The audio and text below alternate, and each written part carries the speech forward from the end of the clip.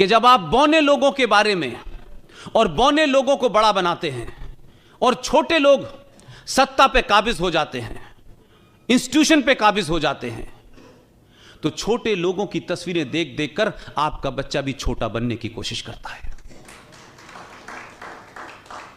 और हमारे देश में तो बहादुरों को कायरता के साथ इतिहास ने दफनाया, समाज ने दफनाया, और समाज ने उन बहादुरों को, जिनकी बहादुरी का किस्सा किसी से छुपा नहीं था, उसको बताने में बड़े शर्मा शर्मा के बताया।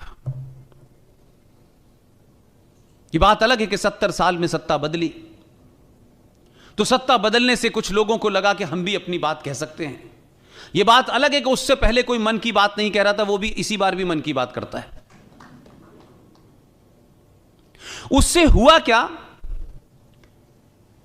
कि सुभाष चंद्र बोस के साथ क्या हुआ यह पूरे देश को पता चल गया, सावरकर के साथ क्या हो रहा है पूरे देश को पता चल गया।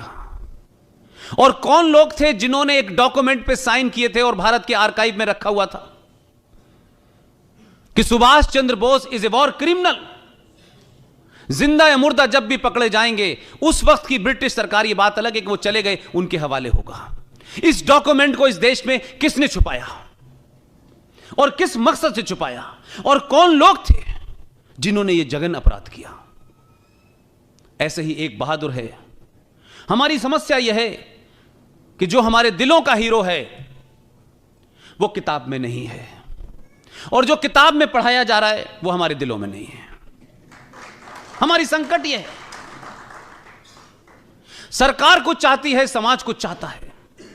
समाज का हीरो कोई और है, सरकार का हीरो कोई और है। लिहाजा 21 अक्टूबर 1943 को सुभाष चंद्र बोस ने भारत की आजादी की घोषणा की। मोयान जो नॉर्थ ईस्ट के अंदर जगह है, वहां से लेके पूरा नॉर्थ ईस्ट उनके कब्जे में था।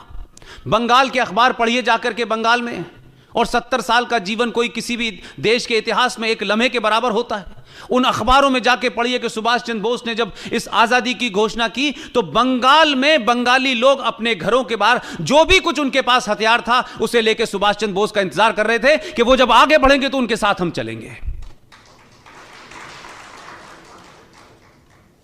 21 अक्टूबर को उस घोषणा के बाद इस देश में करेंसी भी जारी की और बैंक भी जारी हुआ, और दुनिया के 11 देशों ने, जिसमें यूएसएसआर जैसा देश शामिल है, उन्होंने उस सरकार को मान्यता दी। लेकिन षड्यंत्र कहीं और नहीं, आपके घर में हो रहा था। कुछ लोगों को ट्रांसफर ऑफ पावर से ट्रांसफर होकर के डीएम से पीएम बनना था, इसलिए उन्होंने तमाम समझौते किए। तो जो आदमी 43 के अंदर पूरे लाव लश्कर के साथ देश की आजादी की घोषणा करता है, 47 आते आते वो किस कॉन्स्पिरेसी का शिकार हुआ, ये देश को पता करने में 70 साल लग गए।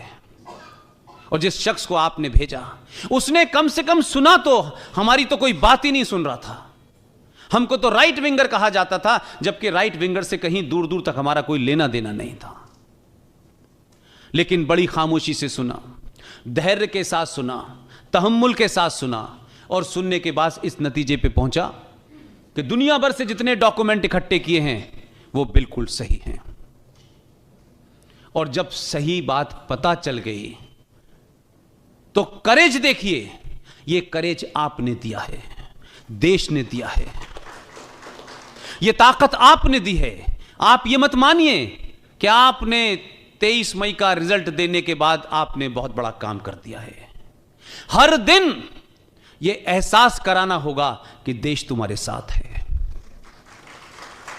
जो साथ नहीं है वो उठ के चले गए,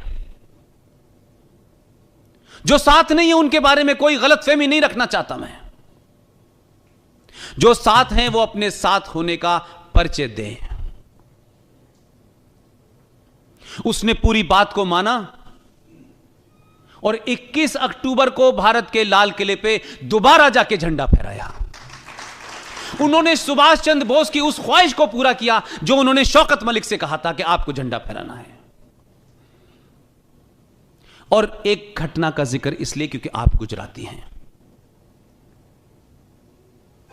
प्राइम मिनिस्टर हाउस से जब वो शख्स निकला और लाल किले तक जा रहा था, इस बीच में उन्होंने एक ट्वीट किया। वो ट्वीट सार्वजनिक था। उस ट्वीट में क्या लिखा था, मैं ये बात इसलिए नहीं कह रहा कि वो कोई ट्वीट बताना मेरे लिए बड़ा इंपॉर्टेंट है।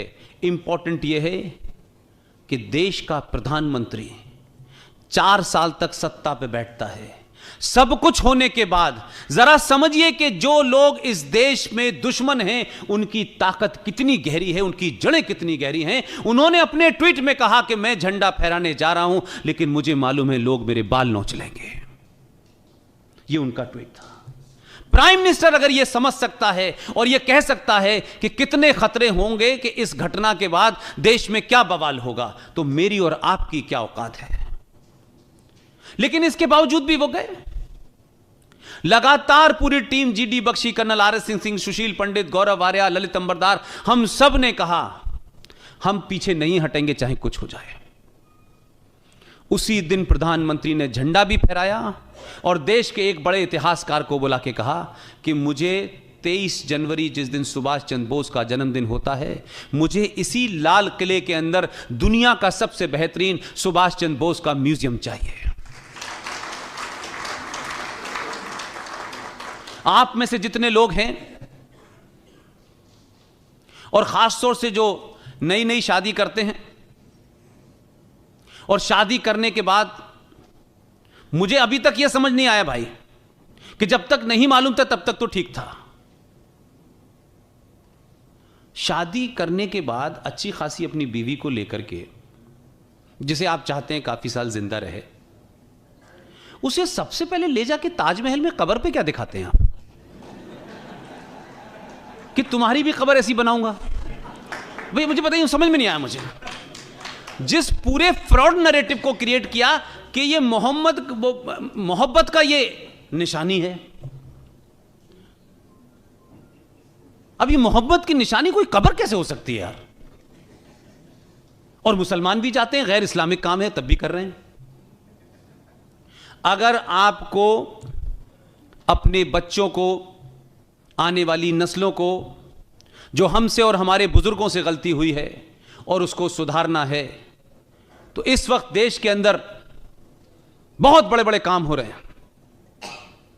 आप लाल किले में जाएं और सुभाष चंद्र बोस के उस म्यूजियम में अपने बच्चे को जब इस किनारे से ले जाएंगे और जब आखिर में निकालेंगे, मेरा दावा है कि वो जो कुछ बोलेगा आपको लगेगा एक और नरेंद्र मोदी तैयार हो गया।